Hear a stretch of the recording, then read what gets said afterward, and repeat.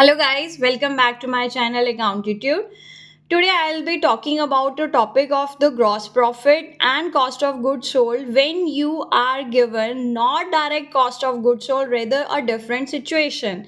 So let's see, we know very well the formula of the cost of goods sold now from the previous videos, that it is equals to opening stock plus net purchases plus direct expenses minus closing stock. Here I am having a special question where you are provided with the total purchase and return outward. So total purchase minus return outward, you will get your net purchase from here, and net purchase in the business is 3,90,000 here, right? Opening stock in the question is not given, so we are assuming that opening stock is nil here, not given, so it is a nil value here. Then I am given the direct expenses, so direct expenses in itself are 30,000. Now question is silent about the closing stock also. It's asking us to calculate the closing stock when the question gives that two-thirds of the goods are sold.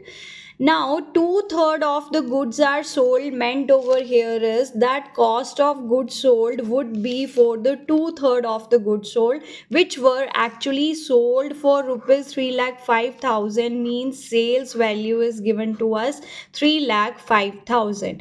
So, in the given question, we are given net purchases, we are given direct expenses, we are given sales also. But we are not given the value of the closing stock.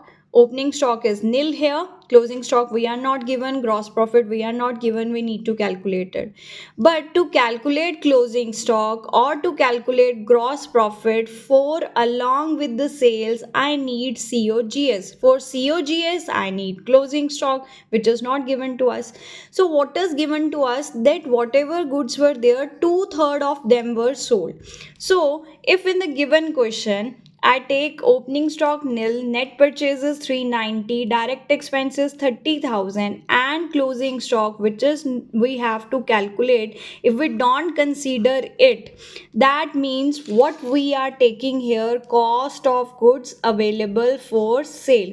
In the market, how much goods are available, how much total goods have produced by the firm during the year are 4,20,000.